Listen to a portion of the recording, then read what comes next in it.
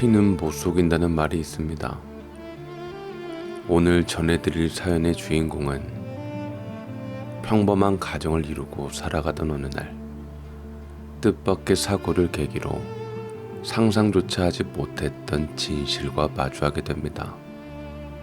그리고 그 진실은 한 번으로 끝나지 않았습니다. 하나의 비밀이 풀리는 순간 또 다른 감춰진 사연이 연이어 모습을 드러내며 그의 인생 전체를 뒤흔들어 놓았습니다. 대체 그에게는 무슨 일이 있었던 걸까요? 그리고 그 끝에서 그는 어떤 선택을 하게 될까요? 지금부터 그 파란만장한 이야기 속으로 들어가 보겠습니다.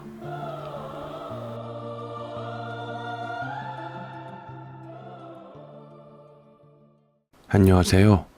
저는 경기도 평택에 거주하는 50대 초반 남성입니다. 현재 프랜차이즈 분식집을 운영하며 어머니를 모시고 살고 있습니다. 제 목숨보다 소중한 딸아이는 현재 대학 때문에 서울에 독립해서 따로 살고 있고요. 안 사람은 어디 갔냐고요? 안타깝게도 딸아이가 초등학교 입학을 앞둔 시점, 그러니까 10년도 훨씬 전에 이혼의 남남이 되어버렸답니다. 이혼의 결정적인 사유는 아내의 외도였어요. 지금은 사업도 하고 부양할 가족도 있으니 허튼 생각은 사치지만 한때는 이혼으로 참 많은 시간을 힘들어했던 기억이 있네요. 게다가 단순히 이혼만으로 힘들었던 게 아니라 불행은 한 번에 닥쳐온다고 여러 가지 일을 겪게 되면서 제 인생에 폭풍이 휘몰아쳤다고 해도 과언이 아니었던 시기였습니다. 제 이야기를 시작하기에 앞서 여러분께 딱 한 가지 말씀드리고 싶은 건 제 인생은 결코 평범하지 않다는 사실입니다. 여러분이 살면서 운명의 장난이라는 말을 한 번쯤은 들어보셨을 건데요. 제 인생이 바로 그 말과 어울리는 인생이지 않을까 싶거든요. 어떤 사연인지 궁금하시죠? 지금부터 제 이야기 시작하겠습니다. 아이고 애미야, 우리 강수가 왜 이렇게 말랐다니? 너는 애미가 돼가지고 자식 새끼 간수를 어떻게 하는 거야? 하나밖에 없는 우리 귀한 손주가 말라 비틀어지게 생겼어. 싫다고 해도 이것저것 몸에 좋다는 거 막 먹여야지. 강수는 우리 집 대장이야. 자고로 남자는 집안의 기둥 같은 존재다. 당장 시내 약방에 가서 녹용도 넣고 우리 강수 몸보신할 수 있는 보약 좀 지어와라. 뭐든지 잘 먹고 잘 자라야 훌륭한 사람이 될 텐데 말이지. 네 어머니 그렇게 할게요. 강수가 요즘 밥을 안 먹는 시기라 그런지 곧잘 먹는 것 같으면서도 가려 먹는 음식이 많네요. 제가 최대한 잘 먹인다고 노력하는데 조금 더 분발할게요. 저도 귀하게 얻은 우리 아들 건강하게 잘 컸으면 하는 바람입니다. 들었지 강수야? 할머니가 걱정하시니까 우리 앞으로 밥 잘 먹기로 약속하는 거다. 어휴 착하지 우리 강수. 저는 평범한 집안에서 자랐습니다. 당시 부모님은 동네에서 작은 마트를 운영하셨어요. 지금과 비교하자면 프레시마켓 같은 작은 체인마트 말입니다. 부모님은 직장 생활을 하며 만난 사이였고 적당히 연애하고 결혼했지만 오랫동안 아이가 생기지 않아 마음고생이 심하셨다고 했어요. 어머니는 시부모님, 그러니까 제 조부모님과 많은 갈등이 있을 수밖에 없었고 스트레스도 극에 달해 여러모로 고생을 많이 하셨다고 했습니다. 모든 걸 포기해야 하려던 찰나 기적적으로 제가 찾아왔고 건강하게 태어나니 그동안 고생했던 게 무색할 정도로 집안이 화목해졌다고 해요. 그런 상황에 어머니는 저를 위해서라면 모든 것을 다 할 수 있는 분이셨습니다. 항상 맛있는 음식이 있으면 저에게 한 입이라도 더 먹이려 하셨고 어디 아프기라도 할까 항상 걱정이 이만저만 아니셨고 부족한 게 있으면 늘 챙겨주시는 분이셨습니다. 워낙 성격도 다정다감하셨던 터라 언젠가는 어머니 같은 사람을 아내로 맞이하고 싶다는 생각까지 했었죠. 아무튼 집안 사람들의 사랑을 듬뿍 받으며 아낌없는 지원을 받아 행복한 유년 시절을 보낼 수 있었습니다. 공부도 잘했던 터라 좋은 성적으로 원하던 학교에 진학도 했더랬죠. 취업이 보장되는 항공 관련 학과로 진학했고 나름 유명한 상위권 대학에 전액 장학금을 받으며 다니니 집에서는 동네 잔치를 해야 한다며 난리셨어요. 제 인생에서 제일 활력 있던 시기였고 매 순간을 즐기며 하루하루를 즐겁게 살아가기 시작했습니다. 그러나 제 운명을 흔들어 놓는 한 사람을 만났죠. 수진아, 너는 학교 생활도 열심히 하면서 밤에 아르바이트까지 하면 안 피곤해? 지난번에 보니까 새벽에 편의점 아르바이트도 하던데 너 도대체 잠은 언제 자는 거야? 그리고 웬만하면 밤이랑 새벽에는 하지 마. 위험하잖아. 그러다 나쁜 사람이라도 만나면 어떡하려고 그래? 돈을 버는 것도 좋지만 좀 위험하지 싶은데. 너도 알다시피 우리 집 형편이 좋은 게 아니잖아. 동생들도 있고 나 대학 다니느라 집에서 큰 돈 쓰는데 생활비라도 보태야지. 일할 수 있는 게 나라서 조금이라도 벌어야 해. 안 그러면 유지가 안 되거든. 너처럼 부잣집 아들은 잘 모르겠지만 난 정말 악착같이 살아야 해. 그래도 쉬엄쉬엄 하지. 내가 도와줄 수 있는 게 있을까? 밤에 일할 때 무서우면 나 불러. 어차피 공부하느라 새벽까지 깨어있고 가끔 운동 삼아 산책도 하고 그러거든. 친구 좋다는 게 뭐냐? 혼자서 다 하려고 하지 말고 부탁할 수 있는 건 얼마든지 부탁해도 좋아. 알겠지? 아내는 겉으로 보기엔 평범한 대학생이었지만 속사정이 있는 사람이었습니다. 집안 형편이 그닥 좋은 편은 아니어서 아르바이트 같은 부가적인 일을 필수로 해야 하는 상황이었어요. 낮에는 학교 수업을 열심히 듣고 야간에는 편의점 아르바이트, 주말에는 과외를 하며 쉴 새 없이 일을 했습니다. 어렵게 돈을 마련해 등록금이라든지 생활비를 보태던 상황이었죠. 저는 열심히 사는 모습이 보기 좋기도 하고 왠지 모르게 신경이 쓰이더라고요. 나이도 같고 동아리 활동을 하면서 자주 부딪히게 되니 금방 친해졌습니다. 원래 사귀던 남자친구가 있었는데 이별했다며 슬퍼하길래 달래주기도 하고 아르바이트도 몇 번 메꿔주고 하니 남들이 볼 때면 연인 같다는 소리를 많이 듣곤 했습니다. 하지만 말이 씨가 된달까요? 그렇게 가까이 지내다 보니 서로에게 호감이 생겼고 정말 저희는 서로를 애지중지하는 연인 사이가 되었습니다. 군대까지 기다려준 아내에게 저는 더할 나위 없는 고마움을 느꼈고 취업하고 자리 잡으면 결혼하자며 미래까지 약속한 사이가 되었습니다. 그저 남들처럼 적당한 시기에 졸업해서 적당한 곳에 취업해 평범하게 살 날을 꿈꾸며 하루하루를 보내게 되었어요. 그러다 저희가 서로 너무 사랑한 나머지 갑작스레 아기 천사가 찾아왔어요. 오랜 고민 끝에 아이를 낳자는 결론을 지었고 양가 부모님께 인사를 드리게 되었습니다. 당연히 반응은 예상했던 대로 좋지 않았지요. 한참 취업 준비에 힘써도 모자란데 결혼도 하지 않은 남녀가 무작정 아이까지 만들어 왔으니 좋게 보이진 않았을 겁니다. 더군다나 경제적인 상황이 좋지 않았던 처가댁은 완전히 초상집 분위기였죠. 세상에, 날벼락도 이런 날벼락이 없지. 너는 도대체 정신이 있는 거니 없는 거니? 우리 집 형편에 지금 당장 결혼이 가당키나 해? 너 유진이하고 혜진이 생각은 안 하니? 너만 바라보고 사는 우리들한테 어쩜 이럴 수 있어?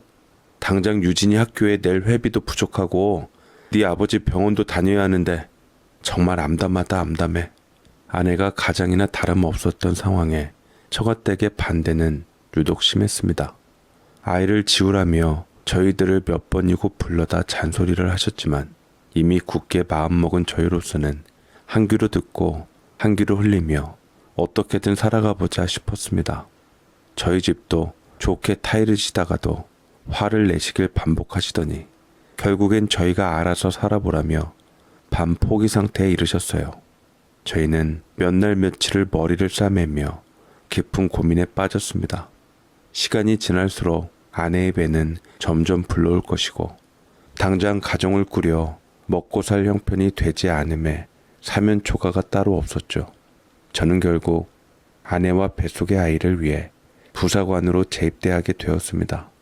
건설 현장이나 공장에 취직해 바로 돈을 벌 수도 있는 문제였지만 미래까지 생각해 안정적인 직장으로 자리를 잡아야 했는데 단시간에 이룰 수 있는 게 아무리 생각해도 군대를 다시 가는 것밖에는 없더라고요. 군 생활을 하며 친하게 지냈던 분대장에게 어깨너머로 이런저런 말을 들었던 걸 생각하며 어려운 선택을 했습니다. 3개월의 힘든 훈련을 이겨내고 첫 근무지를 배정받았는데 경상남도 고성이었습니다. 하지만 문제가 하나 있었어요. 당시 고성은 워낙 촌이기도 하고 아이를 키울 환경이 되질 못했던 겁니다. 그때 저희 부모님이 손을 내미셨어요. 제가 군대까지 다시 들어오면서 가족들을 책임지겠다는 행동을 지켜보시고는 부모님이 합가를 제안하신 겁니다. 선택지가 없었던 저희 부부는 결국 부모님의 의견에 따라 살 수밖에 없었어요. 저는 군복무 때문에 고성에서 근무하고 주말에만 본가인 천안으로 올라오기로 했고, 아내는 때 아닌 시댁과 합가를 하게 된 것이었죠. 그리고 우려했던 현실이 나타나기 시작했습니다. 아내는 임신을 한 몸인데도 불구하고 친구들과 밤 늦게까지 어울린다거나 제가 월급을 거의 다 보내주면 남는 것 없이 다 써버리기 일쑤였고, 마음 약한 아버지를 꼬드겨 명품 가방이나 아이 용품까지 죄다 비싼 걸로만 사는 등 과소비를 일삼기 시작했던 겁니다. 그동안 제가 알고 있던 검소했던 아내의 모습이 아니었죠. 더군다나 평소 절약정신이 투철하셨던 어머니는 아내의 행동이 못 믿었기 그지없었을 겁니다. 덕분에 고부 갈등이 끊이질 않았던 거죠. 설상가상으로 아내는 아이를 출산한 뒤 육아에 지쳐 산후 우울증에 시달리면서 그 갈등은 극에 치달았어요. 저는 주말마다 휴가를 받아 본가에 올라왔고 아이와 아내 그리고 다른 가족들을 살뜰히 살피기 바빴습니다. 그러던 어느 날 모처럼 휴가를 길게 받아 본가에서 아내와 함께 시간을 보내고 있었어요. 부모님이 모임이 있으셔서 외출을 하셨는데 이때다 싶었는지 아내가 눈물을 흘리며 이야기를 하더라고요. 여보, 나 더 이상은 이렇게 못 살겠어. 아이는 내가 어떻게든 잘 키울 테니까 시골이든 산속이든 어디든 좋으니 제발 분가해서 살자. 더 이상 어머님이랑 싸우기도 싫고 다른 식구들 눈치 보면서 사는 거 그만하고 싶어. 내가 당신 따라서 고성에 내려갈 테니까 제발 나 숨통 좀 트이게 해줘라. 제발 부탁이야. 많이 힘들었지? 괜히 못난 나 만나서 당신만 고생시키는 것 같아 미안하네. 나도 어느 정도 자리 잡았으니까 당신 말대로 분가해서 살자. 우리가 살 집은 내가 최대한 빨리 알아볼게. 부대에 말하면 관서도 주니까 오래 걸리지 않을 거야. 그러니 그때까지만 조금만 더 참아줄 수 있어? 당신 이렇게 힘들어하는 거 나도 더 이상은 못 보겠어. 당신 마음은 누구보다 내가 더 잘 아니까. 예은이랑 당신 우리 세 식구 함께 잘 살아보자. 아내의 말을 듣고 저는 부모님과 따로 분가에 대한 이야기를 했습니다. 부모님은 어느 정도 예상하셨는지 의외로 침착하게 받아들이시더라고요. 그러면서 가장으로 책임을 다해야 한다고 조언도 해주셨죠. 또 제 길을 살려주신다고 돈을 보태주셔서 어렵지 않게 집을 얻을 수 있었습니다. 관사는 아무래도 다른 동료들의 눈치를 보고 살아야 했으니 작은 아파트라도 구해 살라는 말씀이 있으셨거든요. 그 뒤로 저는 아내와 아이를 데리고 고성으로 내려와 새 보금자리에 자리를 잡았고 그대로 평화롭게 잘 살아갈 수 있을 줄 알았습니다. 아내는 도리가 지난 아이를 어린이집에 보내고 아르바이트를 시작했습니다. 집 근처 공장에서 단순 노동 아르바이트였는데 일이 편하고 재미있는지 시간이 갈수록 얼굴 표정도 밝아지고 생기가 돌더라고요. 저는 또 나름대로 걱정이 돼서 아내에게 몇 마디 건넸는데 그럴 때마다 아내는 어머니와 갈등을 빚었던 일을 말하며 시큰둥한 반응을 보였었습니다. 당신 일하면서 돈도 벌고 사람이 밝아져서 좋기는 한데 언제까지나 제일 중요한 건 예은이랑 당신이야. 힘들면 언제든지 그만둬도 되니까 너무 무리하지 마. 난 당신이 조금이라도 마음 편히 살았으면 좋겠어. 내가 많이 벌어오는 건 아니지만 절대 굶길 일 없을 테니까 나 믿고 잘 살아줬으면 좋겠다. 말은 잘하네. 내가 어머님, 아버님이랑 살면서 얼마나 시달렸는 줄 알아? 주변에 알고 지내는 사람도 없지. 다른 시 어른들도 맨날 예은이 본다고 툭하면 오시지. 말로는 앉아서 쉬라고 하는데 말이 그렇지 어떻게 쉬어. 그래도 아버님이 카드 주시면서 필요한 거 사고 스트레스 풀고 오라고 하셔서 그나마 숨통 좀 트였는데 뭐 하나 샀다 하면 어머님은 왜 샀냐부터 해서 그게 꼭 필요하냐고 한참을 잔소리하셨어. 내가 얼마나 스트레스였는 줄 알아? 그래서 내가 결심한 게 돈 10,000원을 벌더라도 내가 떳떳하게 벌어서 써야겠다 싶은 거 있지. 아무튼 싫은 소리 안 들으려고 내가 알아서 잘 노력하고 있으니까 당신은 쓸데없는 걱정 안 했으면 좋겠어. 저는 아내의 말에 기분이 언짢으면서도 한편으로는 그동안 마음고생 좀 했겠구나 싶어 이해하고 넘어가기로 했습니다. 아내는 바깥 생활을 하며 기분이 좀 풀린 듯 싶었어요. 어머니 말씀처럼 과소비를 하는 습관도 없어진 것 같았는데 그건 저만의 착각이었습니다. 이번에는 다른 분야로 관심을 넓혔는지 생전 수수하게 다녔던 아내가 필요 이상으로 외모에 치장을 하기 시작했거든요. 공장에 출퇴근을 하는데도 불구하고 오랜 시간 화장에 공을 들이며 클럽에 가는 것 마냥 꾸미고 다니는 겁니다. 누가 보면 예쁜데 뭐 어떠냐 할 수도 있겠지만 제 입장에서는 열심히 일해야 하는데 굳이 과한 치장을 할 필요가 있나 싶었거든요. 정말 순수한 마음으로 아내에게 조심스레 물어도 보았지만 되돌아오는 대답은 차가운 반응뿐이었습니다. 여보, 공장에 일하러 가는데 왜 그렇게 꾸미고 가? 일하는데 불편하지 않아? 옷이야 가서 작업복으로 갈아입는다 치지만 화장 진하게 하면 땀 흘리거나 그럴 때 많이 불편할 것 같은데 요즘 한참 잘 꾸미고 다니네? 난 당신 수수한 모습이 보기 좋던데 무슨 이유라도 있는 거야? 이유? 설마 나 지금 이상한 짓 하고 다니는 거 아닌가 의심하는 거야? 그리고 나는 뭐 맨날 맨 얼굴로 다녀? 선크림만 바르고 다니냐고. 당신은 도대체 날 뭘로 아는 거야? 나도 이 정도 꾸미고 다닐 줄 아는 여자야. 남들 같으면 대학 졸업하고 한참 직장 생활하면서 여기저기 여행도 다니고 그럴 나이라고. 전혀 이상한 게 아닌데 당신은 내가 못마땅한가 봐? 다시 한번 말하지만 나도 이렇게 꾸미고 다닐 줄 아는 여자야. 예은이 엄마이기 전에. 여자라고.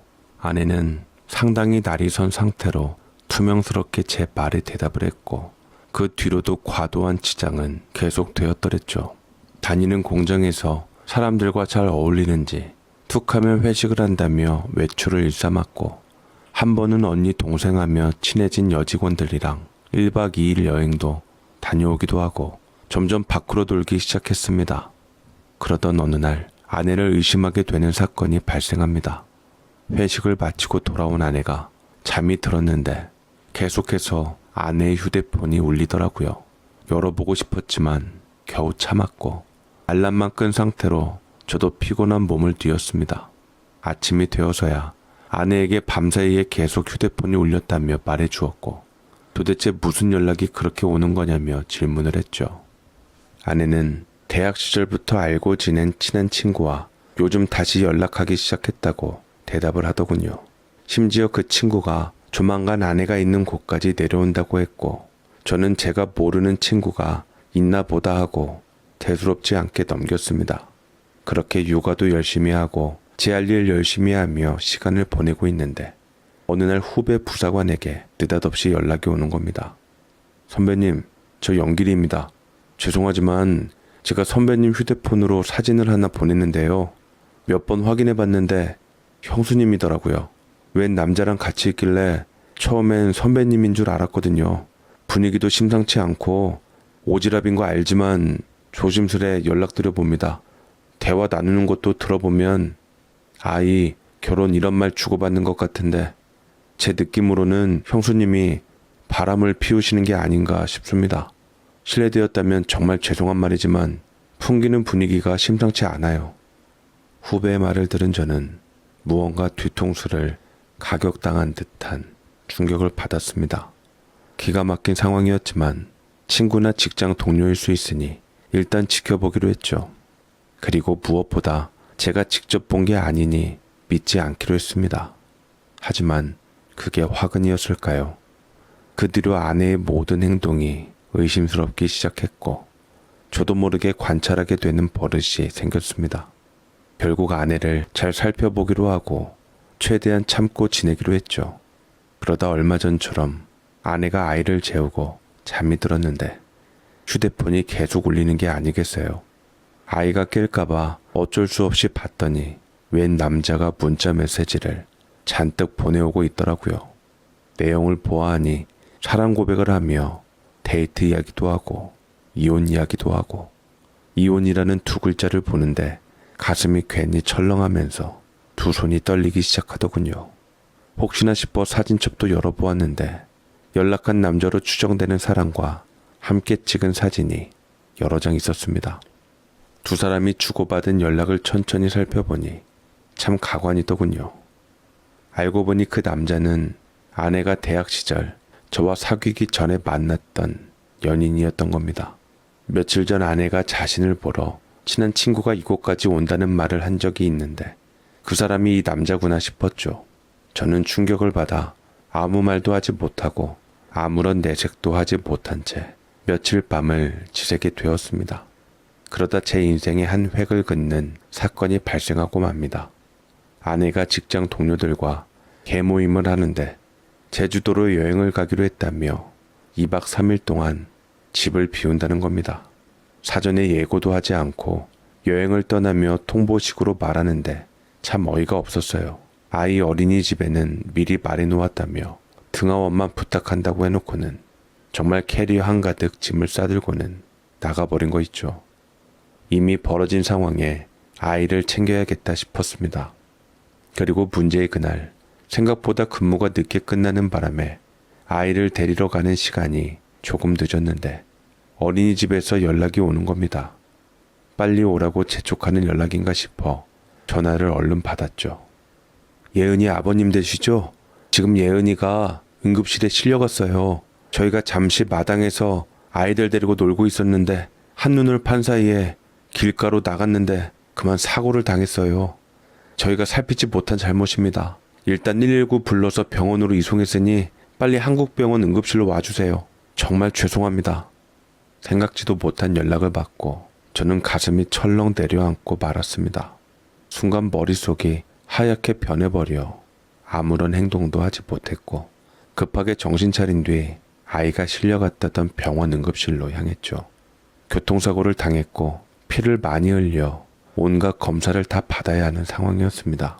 아내는 연락이 되질 않았고 혹여나 아이가 잘못될까 무섭고 겁이 나서 급한 대로 부모님께 연락을 드렸습니다. 그리고 몇 시간 뒤 저는 기막힌 사실을 알게 되었습니다.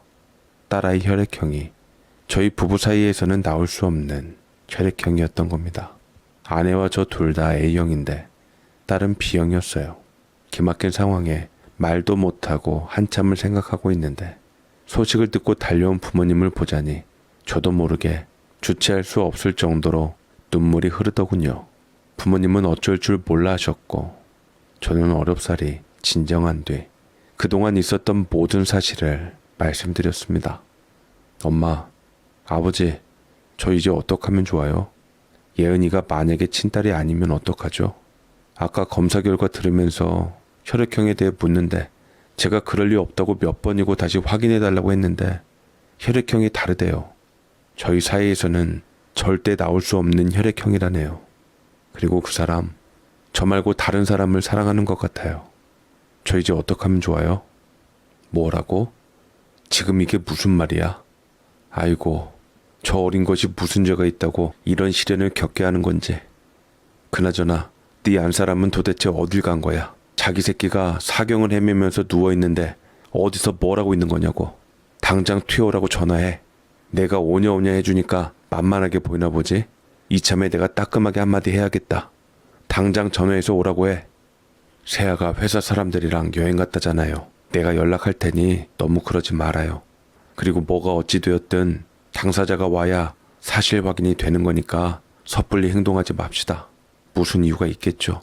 아무리 그래도 막 나갈 아이는 아닌 것 같던데 너무 몰아붙이지 말고 일단 예은이 깨어나고 괜찮은지가 우선이니까 그것만 생각해요. 너도 예은이 놀라니까 괜히 험한 모습 보이지 말고. 제 이야기를 듣고 아버지는 노발대발 하셨습니다. 그런데 어머니가 생각보다 침착하게 반응하시더니 되려 아내를 감싸시더라니까요. 이상하다 싶었지만 아이를 최우선으로 생각했기에 저는 제발 무사하기를 빌고 또 빌었습니다. 다음날 뒤늦게 소식을 듣고 아내가 병원으로 왔습니다. 침착하게 검사 결과를 이야기하면서 혈액형 이야기를 하니 아내 얼굴색이 순식간에 변하며 긴 침묵이 이어지더라고요.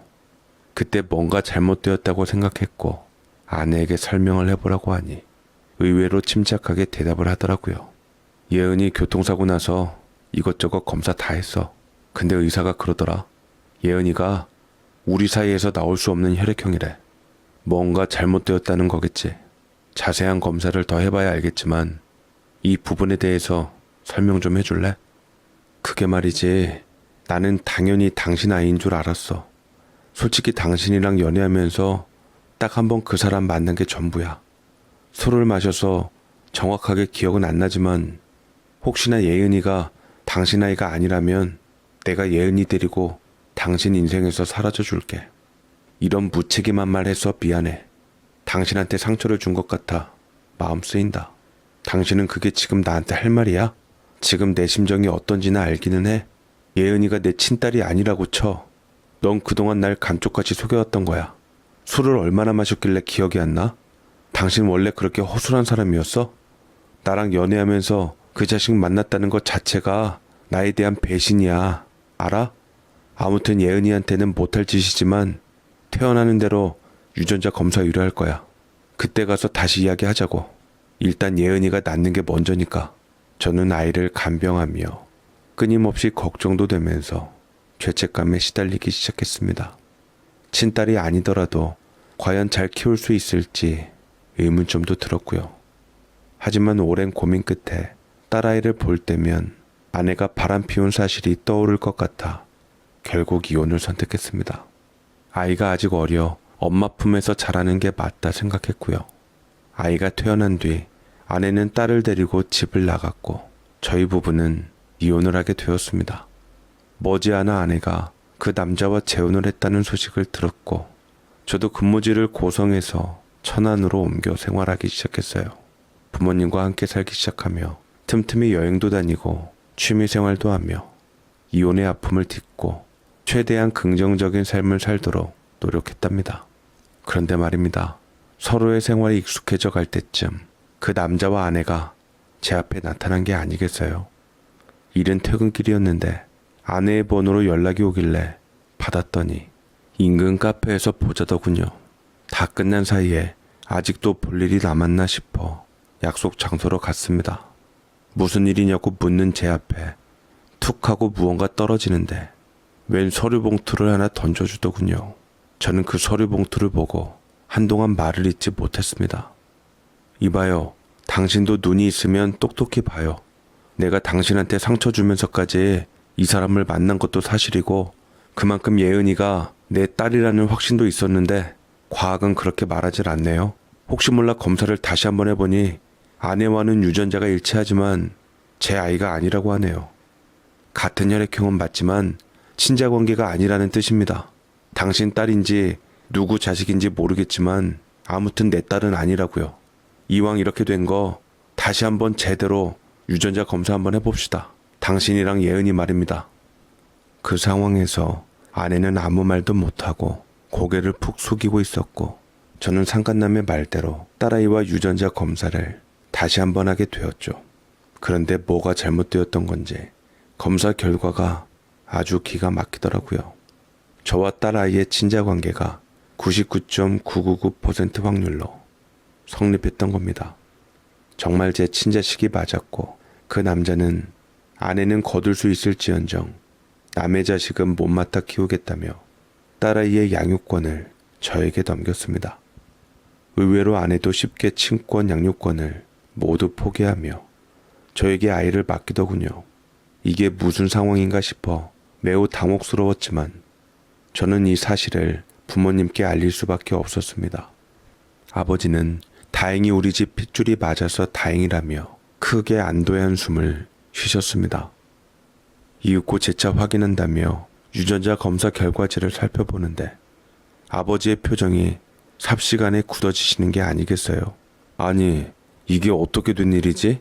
너 혈액형이 A형 아니었어?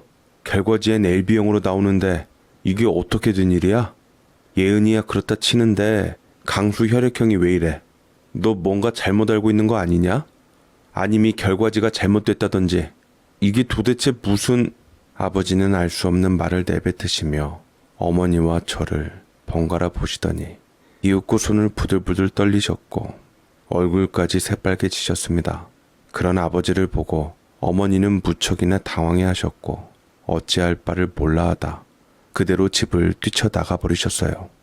영문을 모르던 저는 아무런 대꾸도 하지 못한 채 어머니의 흔적과 아버지를 번갈아 바라볼 수밖에 없었답니다.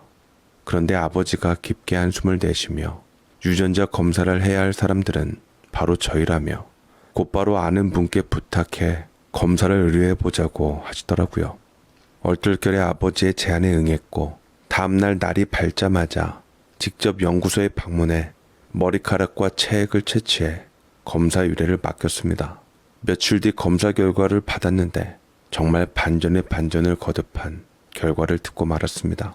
저와 아버지가 친자 성립이 되지 않는다는 결과를 받았던 거였죠. 아버지와 어머니의 혈액형에서 제가 나올 수 없었던 겁니다. 아버지는 검사 결과지를 받아보시고는 통곡을 하시며 절 혼란스럽게 바라보셨습니다. 어떻게 이런 일이, 이제 와서 그 사람한테 보낼 수도 없고 수십 년 동안 널 키워왔는데 이제 와서 친아들이 아니라니, 이거야말로 마른 하늘의 날벼락이구나. 그래, 그때 그러지 말았어야 했어. 이게 다 내가 자초한 일이다. 그 사람에게 내가 못할 짓을 해버린 거야. 너희 엄마나 나나 마음고생했지만 그냥 이대로 잘 살 줄 알았어. 그런데 결국 이런 벌을 받는구나. 미안하다, 강수야. 아버지, 그게 무슨 말씀이세요? 벌을 받는 건 뭐고 그 사람이라뇨? 도대체 지금 무슨 말씀을 하시는 거예요? 제가 아버지 친자식이 아니라면 도대체 제 아버지는 누군데요? 저는 혼란스러움에 아버지께 다그쳐 물었고 아버지는 그런 저를 보며 하염없이 신세한탄을 하셨어요. 그러면서 깊게 한숨을 내쉬시더니 저에게 옛날 이야기를 해주시는 겁니다. 알고 보니 어머니도 제 아내와 비슷한 전철을 밟으셨던 거였어요. 사랑하는 사람이었는데 집안의 반대로 이어지지 못했고 외할아버지가 엮어준 남자, 그러니까 아버지와 결혼을 한 거였고 아이가 생기지 않아 오랫동안 마음고생을 하셨던 겁니다. 지금까지 잘 자라왔지만 지금의 결과가 생긴 거였고요. 한마디로 저는 아버지의 친자식이 아니었던 겁니다. 기막힌 사실에 저는 뒤도 안 돌아보고 집을 나와버렸습니다. 한동안 집에 들어가지 않고 부대에서 먹고 자고 생활하면서 현실 도피를 하기 시작했어요. 아버지와 어머니, 아내와 저, 그리고 죄 없는 딸 아이까지 도무지 납득이 가지 않는 상황이었거든요. 운명의 장난도 아니고 왜 저에게 이런 시련이 생기는지 따져 묻고 싶었습니다. 매일 술을 마셔도 보고 친한 동료에게 한풀이도 해보았지만 도무지 기분이 나아질 기미가 보이지 않았죠. 그러다 아버지가 갑작스레 뇌출혈로 쓰러지셨다는 연락을 받았습니다. 가슴이 철렁했는데 혹여나 돌아가실까봐 전전긍긍하면서 그 길로 아버지가 계신 병원으로 달려갔더랬죠. 내가 언젠가 이 사달이 날 줄 알았어. 오빠는 그러게 왜 그때 새언니랑 결혼한다고 우겨가지고 내가 분명히 남자 있다고 살다가 오빠만 고생할 거라고 분명히 이야기했는데 왜 내 말을 안 들어서는 이 사달을 만드는지. 강수, 너 이제 아버지 앞에 나타나지 마라. 진실은 당사자들이 더욱 잘 알겠지만 이 상황에서 내가 네 얼굴을 마주보고 있어야 하겠니? 네 아버지 깨어나더라도 불편할 거다. 산 사람은 살아야 하니까 너 여기 다시는 오지 마. 내 말 무슨 뜻인지 알아들었지? 병원에 달려가니 저보다도 먼저 고모가 와 계셨습니다. 고모는 저를 보더니 잔뜩 한이 서린 눈빛으로 쳐다보시더라고요. 그러면서 모든 원망을 쏟아붓는 듯한 어투로 저에게 다시는 오지 말라며 아버지가 계신 병실에 들어가지도 못하게 온몸으로 막으셨습니다. 그렇게까지 말씀하시는데 저는 또 바보같이 몸을 돌려 그곳을 빠져나오고 말았어요. 지금까지 부모님과 살아오면서 속 한 번 썩힌 적 없고 나름 잘 지내왔다고 생각했는데 이제는 제가 짐덩어리가 된 것만 같아 죄송하기도 하면서 한편으로는 마음이 참 씁쓸하더라고요. 하지만 그런 상황 속에서도 어머니가 생각이 났습니다. 며칠 동안 제대로 연락도 못 해보고 어디서 무얼 하는지 모르고 있었으니까요. 여기저기 수소문 해보았지만 어머니의 소식을 아는 사람은 아무도 없었고 저는 안 되겠다 싶어 경찰서로 가 실종 신고를 했습니다. 한 달여 만에 어렵사리 어머니의 얼굴을 마주할 수 있었고 어머니는 몰라보게 야유어 있었습니다. 저는 어머니에게 그동안 있었던 모든 일에 대해 설명을 했고 어머니는 기니 할 이야기가 있다며 천천히 말씀을 이어나가셨어요. 너희 아버지한테 무슨 이야기를 들었는지 모르겠다만 그걸 다 떠나서 너한테 정말 미안한 마음뿐이다. 우선 사과부터 하마. 너도 어느 정도 짐작했겠듯이 아버지가 네 진짜 아버지가 아니야. 네 친아버지는 얼마 전에 암으로 돌아가셨다. 내가 그 양반이랑 인연이 닿은 것도 딱 네 나이였지. 지금 와서 하는 이 모든 말들이 너에게 어떻게 와닿을지 모르겠지만 그 사람은 내 인생에서 없어서는 안 될 소중한 사람이었다. 하지만 때마침 외갓집 사정이 안 좋아졌고 그 상황에서 장녀였던 내가 집안에 도움이 될 수 있었던 일은 결혼에 친정에 도움을 주는 일뿐이었지. 밖에서 정정당당하게 돈 버는 것도 쉬 허락받을 수 없던 그런 시절이었다. 말로는 친정을 도와주겠다 했지만 내가 사랑했던 남자에게 못할 짓까지 하면서 그렇게. 엄마, 저도 솔직히 지금 이 상황 납득이 안 가요. 저도 제 자식한테 못할 짓 한 건데 어떻게 그걸 고스란히 제가 겪냐고요. 저도 못할 짓 해서 벌 받은 거예요. 너무 죄책감 갖지 마시고 이제라도 마음의 짐을 조금 덜어놓으셨으면 좋겠어요. 어머니의 말씀을 듣고 있자니 저절로 가슴이 먹먹해지더군요. 아버지는 어머니와 제 친아버지 사이에 이간질을 하셨고 집안 사정 때문에 갈팡질팡하는 어머니를 이용해 결혼을 하셨던 겁니다. 저는 기막힌 진실을 알게 되면서 그 길로 아버지와 자연스레 인연을 끊게 되었어요. 애초에 고모가 연락을 하지 못하게 막은 것도 있지만 제가 직접 찾아가 단판을 짓고 왔거든요. 아버지도 아버지 나름대로 불쌍한 입장이지만 수십 년 동안 마음고생해 왔을 어머니를 생각하면 정말 아무것도 아니었으니까요. 어머니는 기다렸다는 듯이 아버지와 이혼 절차를 밟으셨어요. 그 뒤로 저는 부모님을 멀리하며 오랜 세월 동안 두 분을 용서할 수 없어 한동안 등지고 살게 되었습니다. 명절이고 제사고 뭐고 그냥 저 혼자 살아가기 바빴습니다. 짐덩어리였던 저도 없으니 두 분이 각자 원하는 삶을 사시겠거니 했죠. 하지만 제 예상과는 달리 아버지는 오랫동안 병석에 누워 계시다 한많은 삶을 마감하셨고 어머니는 굳은 일을 하며 하루하루 벌어먹으며 살아가고 계셨죠. 온전한 집도 없으신 데다 찜질방을 전전하시며 고생이란 고생은 다 하시면서 말입니다. 하지만 자식된 입장에서 고생하시는 부모님을 나몰라라 할 수는 없겠더라고요. 어려서 어머니에게 받은 무조건적인 사랑이 기억났고 그 희생이 없었다면 지금의 저도 없었다는 걸 뼈저리게 느꼈습니다. 무언가 잘못되어 비틀어진 건 사실이지만 결국엔 변함없는 제 어머니니까요. 결국 저도 마음이 모질지 못했는지 끝까지 모른 척하지 못하고 어머니를 모시고 살게 되었습니다. 시간이 흘러 딸아이도 사고 한 번 안 치고 지금까지 건강하게 잘 자라주었고 저희 식구 무탈하게 잘 살아오고 있습니다. 제가 그렇게 오래 살아온 인생은 아니지만 여러 가지 우여곡절을 겪으니 사람을 불신하는 버릇이 생겼어요. 특히 여자에게는 더더욱 그러하죠. 아직까지 과거의 일을 생각하면 혼란스럽기도 하고 가슴 한쪽이 아려오기도 합니다. 애써 잘 참아왔듯이 앞으로도 그래야겠죠.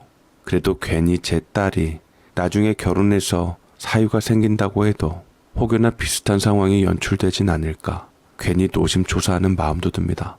하지만 뭐 어쩌겠습니까? 지금까지 잘 살아온 것처럼 제 스스로를 다잡고 올곧게 살아가야겠죠. 오랜만에 이런저런 생각하다 타지에서 홀로 생활하고 있는 딸아이 걱정되는 마음에 넋두리 한번 해보았습니다. 제 사연 귀 기울여 들어주셔서 정말 감사드립니다.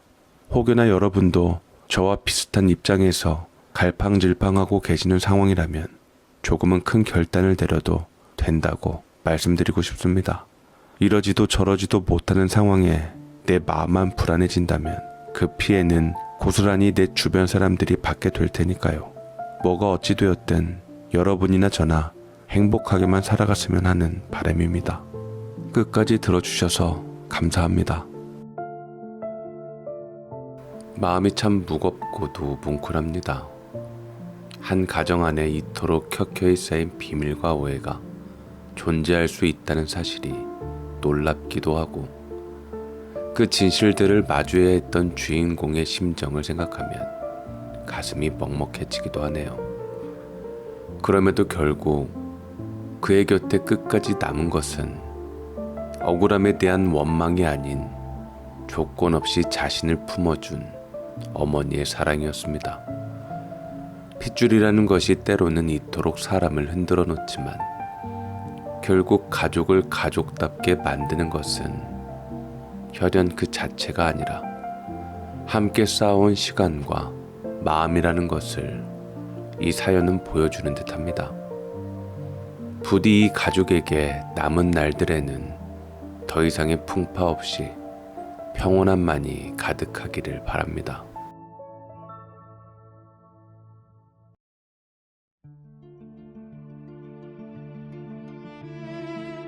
남의 떡이 커 보인다는 말이 있습니다. 정작 내 곁에 있는 소중한 것은 당연하게 여기면서 남의 것에는 자꾸 눈길이 가는 사람의 마음을 비유한 말이지요. 두 번째로 소개해드리는 사연의 주인공도 그런 마음의 함정에 빠지고 말았습니다. 누구보다 능력이 있고 헌신적인 아내를 곁에 두고도 어느 순간 다른 사람에게 마음을 빼앗기며 위태로운 시간을 보내게 됩니다. 그리고 그 작은 흔들림 하나가 그의 가정을 송두리째 흔들어 놓는 큰 사건으로 번지고 마는데, 과연 그는 이 위기를 어떻게 극복하게 될까요? 지금부터 그 아슬아슬했던 이야기 속으로 들어가 보겠습니다.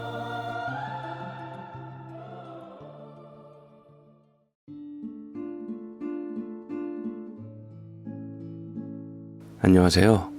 저는 올해 52세 된 남성입니다. 제 가족은 어머니, 동갑인 아내, 딸 둘입니다. 요즘 세상에 어머니랑 같이 사는 효자 같으시겠지만 전 효자가 아니죠. 저는 진짜 어머니 기력을 알뜰하게 소비하는 나쁜 아들인데, 어머니께서는 현재 75인데 솔직히 고백하자면 아이들 어렸을 때 아기들 봐줄 사람이 필요해서 아내와 의논해서 어머니께 같이 살자고 제가 말씀드렸고, 그 후로 쭉 같이 살게 된 거고요. 지금에서야 아내는 어머니 기력 팔팔하실 때는 친정엄마 마냥 매일 대차게 싸우더니만 지금은 잠잠해져서 둘도 없는 효부가 되었습니다. 우리 어머니께서는 특히나 병원 가기를 무서워하시는 분인데, 허리가 아픈데도 그걸 병원에 가서 의사한테 안 보이고 무섭다는 이유로 자꾸만 민간요법으로 치료를 하려고 하니 억지로 어머니를 끌고 가려는 아내와 크게 한판했다가 어머니께서 서럽다며 저를 붙잡고 우셨는데, 이건 누가 봐도 모르는 게 약이라고 병을 키우다 돌아가신 친정어머니 아픈 기억 때문에 더 우리 어머니 건강을 챙기는 게 보여서 저는 겉으로나마 어머니를 위로해드리고 뒤에선 아내에게 고맙다고, 당신 덕분에 내가 그래도 맘 놓고 산다고 하니까 아내가 한숨을 쉬며 얘기를 하더라고요. 우리 어머니 나 아님 누가 모시냐? 나 가난한 친정 때문에 내가 번 돈 다 주고 오고 혼수 하나 제대로 못 해온 며느리, 오히려 하고 싶은 공부하라고 등록금까지 대주신 분인데 그걸 내가 어떻게 은혜로 잊고 어머니를 안 이해할 수가 있겠어. 내가 겉으로는 틱틱거리지만 그래도 살면서 내가 어머니께 받은 위로가 어딘데. 우리 애들이 어머니한테 받은 그 사랑이 얼만데. 어머니는 내가 끝까지 모실 테니까 당신은 그런 거는 걱정하지 마. 라고 한 아내는 워낙 억척스럽고 생활력 강한 사람이었는데, 가난한 친정 때문에 힘들게 살고 공부까지도 포기한 것을 알고 어머니께서 애들도 봐주시고 아내 공부하게끔 등록금도 마련해 주시고는 하셨습니다. 그 덕분에 아내의 꿈을 이루게 한 은인이 되었고, 그 덕에 아내는 졸업하자마자 미술학원을 운영하게 되었고, 그야말로 우리는 돈 때문에 움츠려왔던 어깨를 펴게 되었네요. 아시는 분은 아시겠지만 학원은 아무래도 교육 쪽이라지만 그래도 사업이기 때문에 능력에 따라서 웬만한 대기업 간부들 월급만큼 원장이 벌 수 있는데, 특히나 우리 아내는 그런 능력자가 되었고 저는 그런 아내를 둔 자랑스러운 남편이었어요. 퍼포먼스 미술이다 이런 것도 우리 아내가 제일 먼저 생각해내서 아주 어린 아이들에게 시도를 해봤는데 반응이 좋아서 꽤 많은 돈을 벌게 되었는데, 겸손하게도 아내는 다 그게 어머니 덕이라고 스스로를 낮췄죠.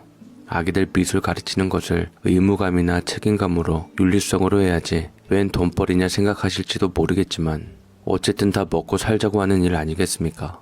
그 먹고 사는 욕심이 강했던 아내는 돈 욕심도 많고 먹는 욕심도 많았었는데 몸이 빼빼하게 마른 사람이 옛날에 없이 자라서 그런지 식탐이 유독 많았어요. 가장 열받는 게 아내의 식탐을 말로 따지는 제가 쪼잔한 사람이 된다는 게 문제인 거죠. 제가 아내의 식탐보다는 이 미묘하게 쪼잔한 사람 되는 것 때문에 열받아 이혼 어쩌고 한 적이 많습니다. 간혹 예를 든다면 여보, 나 지금 출출해서 라면 끓일 건데 당신도 먹는다면 2개 끓일게. 뭐? 지금 저녁 먹은 지 얼마나 됐다고 밥 숟가락 방금 났는데 또 무슨 라면이야. 밥배 따로 있고 라면배 따로 있어? 가뜩이나 요즘 당신도 나도 체중 불어서 걱정인데 그 몸에 좋지도 않은 거 작작 좀 먹어라. 어? 기가 막히다는 듯이 안 먹는다고 단칼에 자르는 아내에게 진짜 안 먹냐고 다시 다짐을 받자 아내는 2번, 3번씩 묻는다고 짜증을 냅니다. 그런데 웃긴 건 제가 막상 라면을 끓여서 식탁에 앉아 막 한 젓가락 먹기 시작하면 그럼 냄새를 기가 막히게 맡고 주섬주섬 나온 아내가 식탁 옆을 쓱 지나가더라고요. 목말라서 나왔다면서 물 한 잔 마시고는 젓가락을 찾아 들고 제 옆에 앉고 맛만 보겠다는데 후루룩 면치기를 하며 먹는 모습에 전 확 짜증이 납니다. 정말 저거 별거 아니지만 이런 경우가 주기적으로 이어지면 싸우게 되는 거고 그럼 당연히 제가 쪼잔한 사람이 되는 거거든요. 거기다 식구 중에 누가 조금 특이하고도 맛있는 음식을 사오면 누가 뭘 사오든 누구한테나 같이 먹자 먹어보라 소리 한마디 없이 자기가 다 먹어요. 만약에 아주 맛있는 수제 햄버거를 식구 수대로 5개를 사와요. 저는 지금 먹기 싫어서 이따 먹어야지 내일 먹어야지 하면 다음날 먹으려고 하면 항상 없습니다. 머리 수대로 먹는다 생각을 못하는 그 머리. 수제 햄버거가 5개고 사람이 5명이면 당연히 암묵적으로 1인당 1개가 맞는 겁니다. 저는 그렇게 생각하는데 아내는 그냥 먼저 먹어버리는 게 임자라고 생각했나 봐요. 이 기회를 틈타 평소에 아내에게 억하심정이 많았던 어머니가 아내를 쏘아보며 한마디 하시더라고요. 네 이번 주는 몇 킬로냐? 분명 빼빼한 게 시집을 왔는데 왜 지금은 슬금슬금 찌더니 임신할 때도 안 찌던 체중이 늘었어. 내 건강관리 참견 말고 네 건강관리부터 챙겨야 하는 거 아니냐? 라면서 저희 어머니도 참 대단한 게 며느리에게 몸무게 물어보시며 살 빼라고 대놓고 면전에서 무언을 주는데 거기다 일주일에 한 번은 꼭 체중을 재라고 엄포를 놓으시기까지 하시더라고요. 저가 식구들이 젊을 적엔 못 먹어서 그런지 다들 빼빼했는데 지금은 다들 잘 살고 잘 먹어서 하나같이 비만이 되었는데 이건 유전의 문제이기도 해서 아내의 건강에 신경이 안 쓰일 수가 없습니다.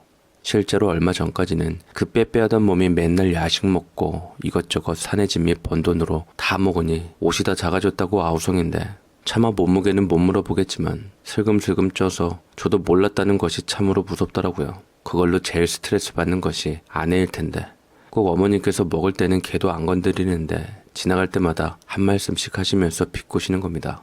오늘은 어제보다는 한 수저 덜 먹어야 하지 않겠냐? 라고 말씀하시는데 하루 종일 밖에서 일하다 들어온 아내가 이성을 잃어서 밥을 먹는데 그 말이 들릴 리가 있겠습니까? 차린 밥상 앞에서 허기진 듯 밥을 맛있게 먹는데 어머니는 고약하시게도 도중에 그릇을 빼앗으시며 그만 좀 먹으라고 모안을 주시게 되면서 그날 식탁 분위기는 엉망이 되어버렸던 겁니다.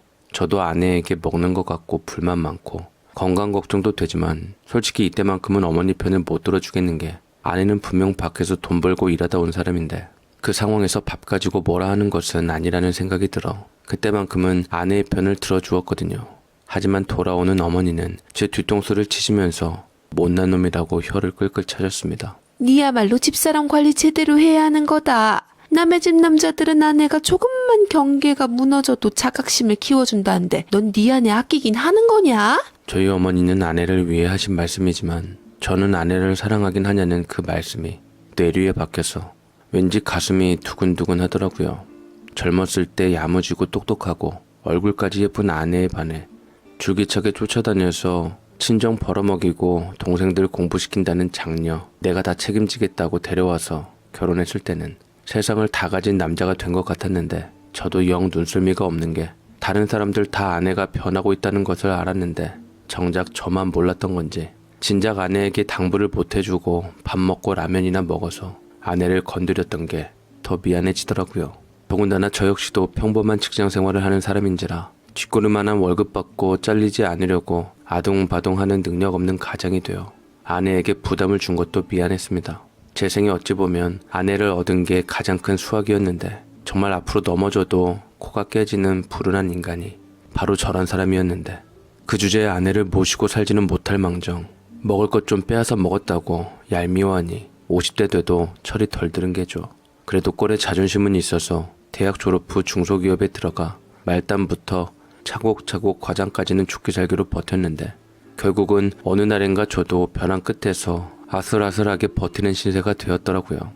위에서 제게 퇴사 압박을 하기 시작하는데 제가 그걸로 인해 괴로워하며 힘들어하니 이를 알게 된 아내가 믿음직스럽게도 이럴 때만큼은 그래도 가장이라고 절 높여주었답니다. 우리 동네 인근에 골프장이 있는데 인근 끼고 골프 관련 매장 인수받아서 한번 사업해볼까? 장사도 꽤 잘 되는지 맨날 바글거리더라고. 마침 개인적인 문제로 가게를 그대로 권리금 좀 비싸게 내놓고 팔려는 집이 있는데 인근 재개발 지역에 지금 짓고 있는 고급 아파트 2년 내에 완공되면 장사 지금보다 훨씬 더 잘 되지 않을까? 라고 의견을 내놓았는데 저는 아내의 말에 솔깃하여 일단은 반신반의하며 아내가 받다던 부동산 사장님을 찾아가 자문을 구하게 되었습니다. 알고 보니 나온 이 매장이 목만 좋으면 가게 월세, 물건 대금, 인건비 빼고도 웬만한 중소기업 간부급 월급은 꼬박꼬박 나온다더라고요. 어차피 그간 일한 시간이 있으니 퇴직금도 어느 정도 나오겠다. 아내가 돈까지 보태준다고 하니 그야말로 저와 아내는 사업을 위해서 이것저것 다 수소문해 알아보았고 그러다 보니 그 매장에 들락날락거리며 손님들 다녀가는 것도 보고 나름 벌이를 상상해보며 괜찮다 싶었습니다. 특히나 그 매장에서 직원으로 일하던 거의 올드미스가 하나 있었는데 40 넘은 여성에게 이러면 안 되지 싶지만 자꾸만 시선이 가는 것을 아내에게 눈치채지 않으려고 가진 노력을 다했습니다. 그렇다고 예쁜 얼굴도 아니고 제 이상형도 아닌데 묘하게 사람을 끌어당기는 매력이 있는 게 실제로도 그 사람을 보려고 온갖 골프 치는 사람들 하나같이 다 모이는 것 같더라고요. 거기다 손님은 왕이다라는 것을 실천하기 위한 건지 엄청 친절하게 대하며 손님까지 끄는데 아내도 여자로서 그런 것을 육감적으로 느꼈던 건지 한참 그 여자에게서 눈을 떼지 못하더니만 제 귓가에 속삭이더라고요. 여보, 저 여자 있잖아.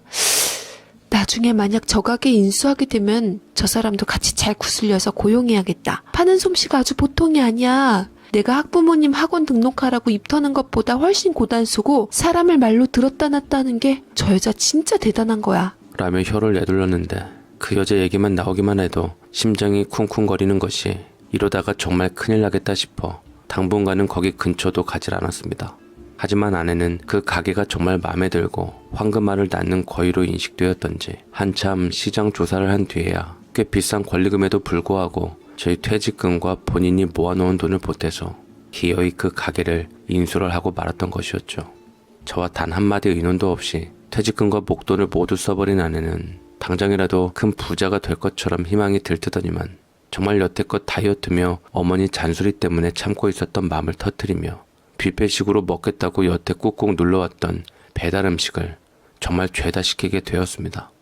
잠시 아파트 노인정에 다녀오셨던 어머니, 엘리베이터 앞에서 배달기사들이 공교롭게도 한꺼번에 도착해 10명이 모두 오토바이 헬멧을 쓰고 각각 음식들을 들고 있어서 오늘 뭐 월드컵 하나 싶었다지만 알고 보니 다 같은 층에서 내리고 우리 집에서 시켰다는 것을 알게 된 어머니께서는 거의 턱이 빠지도록 입을 벌리며 어찌할 바를 몰랐었네요. 어머니 같이 드세요. 분식, 일식, 중식, 한식, 피자, 치킨, 곱창 다 시켰어요. 그동안 저 이거 알아보러 다니느라 살이 3kg나 빠졌는데 몸보신 좀 해야 할까 싶어 다 주문하게 되었어요. 오늘은 우리 부자된 예약하러 온 날이니까 오늘만큼은 봐주시고 어머니도 함께 드세요. 라면서 천진난만한 얼굴로 어머니의 입에 치즈를 돌돌 마른 떡볶이를 입에 냉큼 넣어드리는데 우물우물 씹으면서도 그 상황이 기가 막힌 듯 음식 냄새 때문에 골치가 아플 지경이라고 문 활짝 다 열어놓으시고 기어이 나가시고야 마시더라고요.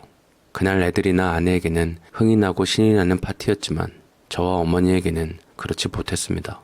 무엇보다 의논 한마디 없이 제 땀과 노력이 묻어있는 퇴직금을 일시불로 다 던져버렸기에 만약 잘못되면 어쩌지 싶어 오들오들 떨고 있었는데 정작 저는 가게를 나가자마자 정말 사장님이 된 듯 가슴 어깨 펴고 당당히 나갔는데 저는 그날 유독 아닌 척하며 멋을 부리고 나간 것이었죠. 그것도 얄궂게도 직원 앞에서 꾀지지한 모습 보이면 얕잡힌다고 아내가 새 옷이며 세련된 머리까지 손질을 쫙 해준 덕에 저는 그야말로 중년의 멋진 남자가 된 듯 가게 되었는데 오랜만에 보니 그 직원이 더 예뻐 보이더라고요. 어서 오세요. 지난 사장님께는 이미 말씀드렸어요. 매일 저희 가게 둘러보시던 사장님 내외가 인수하시게 되었다면서요. 너무 잘 됐어요. 볼 때부터 느낌이 좋으시더라고요. 여기 중 매출이 제일 좋은 곳이라서 사실 제가 돈 있으면 인수받고 싶었는데 제 재력이 따르질 못해서 결국 사장님 내외분께 뺏겼네요. 그래도 절 직원으로 남겨두시니 최선을 다해 일할 테니 걱정 마시고 앞으로 잘 부탁드립니다. 라며 공손하게 인사하는데 아내는 아무것도 모른 채 그 여자한테 악수를 청하며 고맙다고 하더라고요. 앞으로 장사 잘해봐요. 이름이 정윤 씨라고요? 저는 그래도 사업을 좀 해봤는데 우리 남편이 장사가 처음이라 뭘 몰라서 많이 서투르니 잘 좀 옆에서 딴 데 신경 안 쓰게 봐주세요. 언니 동생으로 잘 지냈으면 좋겠네요. 원래 철두철미한 아내지만 생각보다 그리 예쁘지 않은 여자에게 낚여 남편이 감정이 어떻든 고양이에게 생선을 맡기고 그날 레스토랑에서 우리는 앞일을 도모하고자 함께 식사까지 하게 되었습니다. 그런데 배가 고팠는지 훅 빠른 속도로 와구와구 먹어버리는 아내와는 달리 아주 천천히 우아하게 먹는 그 여자가 참으로 여성스럽고 예뻐 보여서 아내의 옆구리를 슬쩍 찔렀죠. 여보, 조금만 천천히 먹자. 우리 앞으로 사업 얘기도 좀 하고 여유 있게 식사를 즐겨도 되잖아. 솔직히 파스타도 한 줌이고 고기도 쓸어봤자 몇 점인데 여유 있게 즐길 양이나 돼?